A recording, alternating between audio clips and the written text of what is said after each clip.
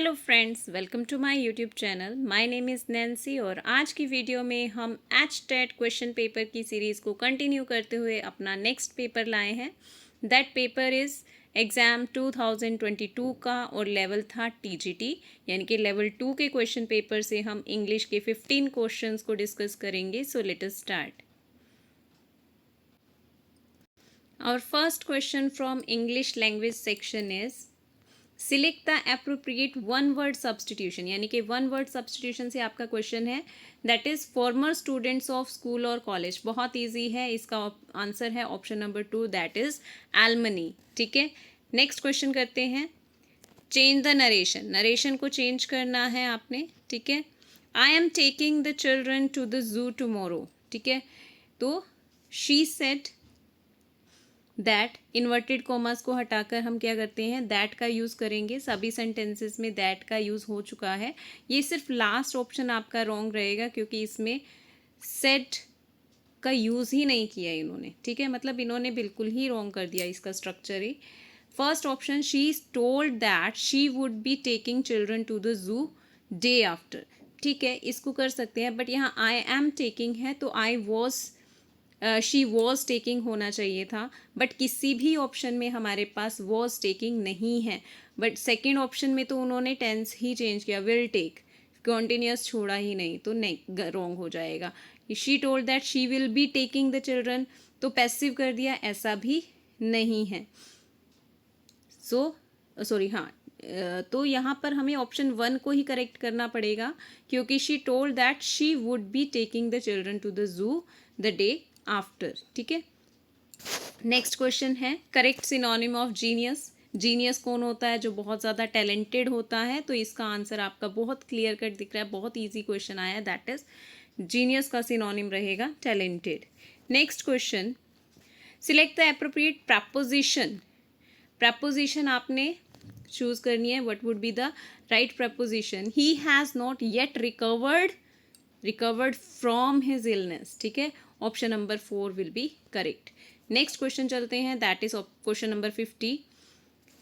Choose the option that bring out the meaning of underlined idioms, यानी कि आपको इस ईडियम का मीनिंग बताना है।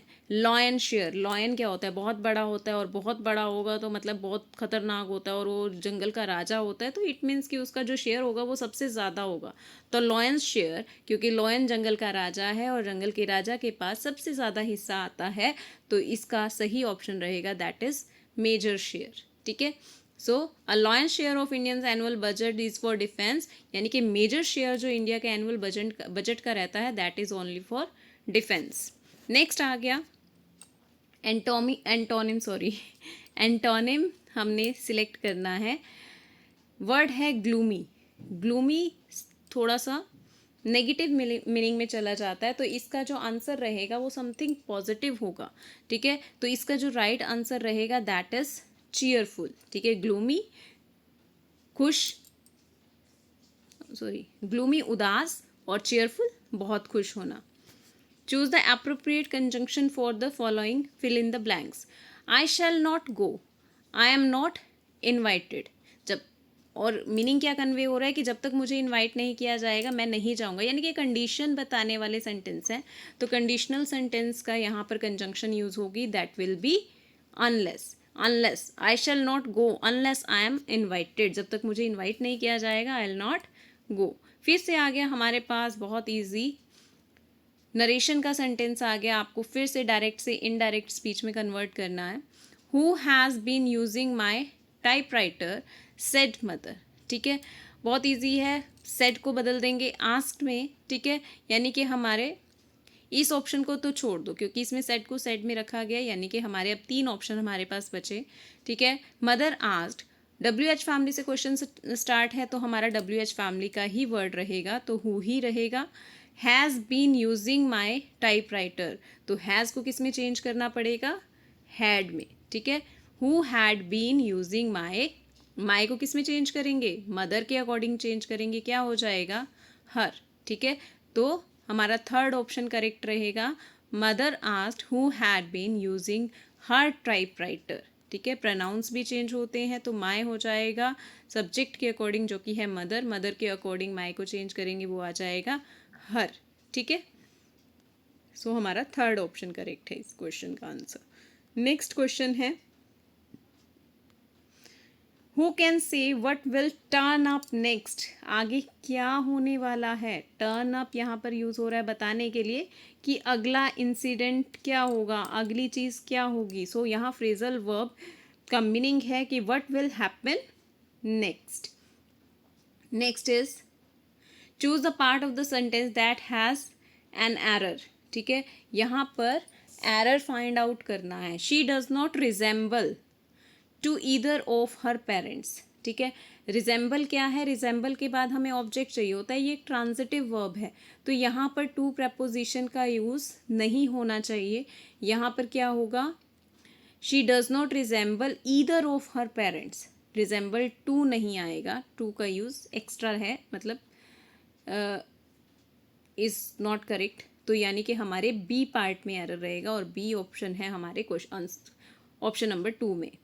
नेक्स्ट आ गया आपका question, when I first dash to this house it a very quite area, when I first came to this house, जब मैं यहाँ पहली बार आया था, I came to this house it was very quite area. देखो बाकी ऑप्शंस कोई भी सेट नहीं बैठेगा कि अगर हम मान लें कि ये प्रेजेंट टेंस में लिखें तो ऐसा नहीं हो सकता, क्योंकि व्हेन आई के साथ कम होना चाहिए, कमिंग तो होगा नहीं, कम्स तो होगा नहीं, ठीक है। कम हो सकता है बट इट के साथ आर तो नहीं लगेगा, तो यानी कि फोर्थ ऑप्शन भी इनकरेक्ट हो जाएगा अगर हम एलिमिनेशन के थ्रू चलें। अगर हम इसे प्रेजेंट टेंस माने, when I first come to this house, it are तो नहीं होगा ना, ठीक है, तो ये रॉन्ग हो जाएगा, हमारा ऑप्शन नंबर 2 ही करेक्ट रहेगा। Next, Peter, correct tense form इसमें भी फिल करनी है हमें। Peter try to come in quietly but his mother hear him, उसने चुपचाप आने की कोशिश की पर उसकी मम्मा ने उसको सुन लिया, ठीक है। अब यहाँ ऑप्शन में से अभी मुझे टेंस की नॉलेज नहीं है, बट मुझे इतना पता है कि जो स्टेटिव वर्ब्स होती हैं वो आईएनजी फॉर्म नहीं लेती, तो मैं थर्ड ऑप्शन को तो एलिमिनेट कर दूंगी। हियर जो है स्टेटिव वर्ब है, उसको मैं आईएनजी फॉर्म में नहीं लिख सकती, तो थर्ड ऑप्शन तो मेरा एलिमिनेट हो गया। ट्राइंग अकेला नहीं आएगा, उसके लिए कोई हेल्पिंग वर्ब चाहिए होगी, तो यहाँ का ट्राइंग वाला भी गलत हो गया, ठीक है। Peter is trying to end but his mother hears him, ये भी रॉन्ग है। When Peter tried and his mother heard him, उसकी मदर ने उसको सुन लिया। Option number 1 is correct. Next आ गया आपका 58th question, that is active to passive, बहुत ईजी है।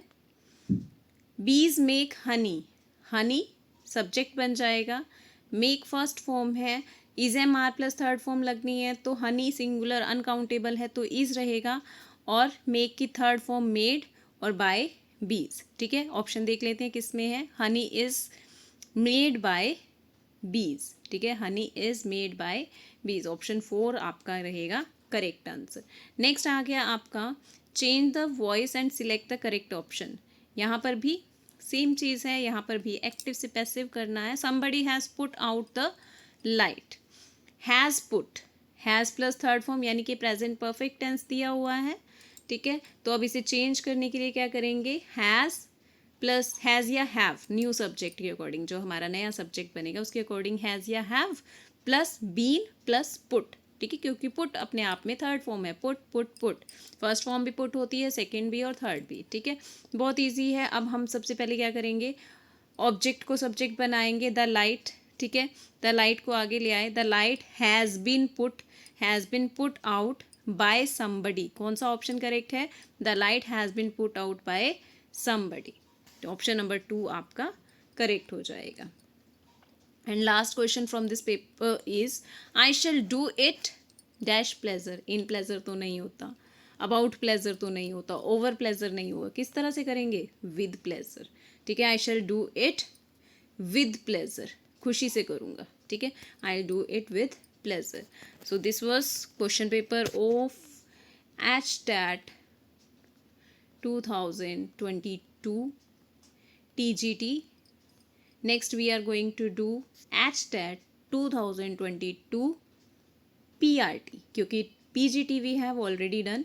So next video will be of PRT paper. Thank you. Have a nice day.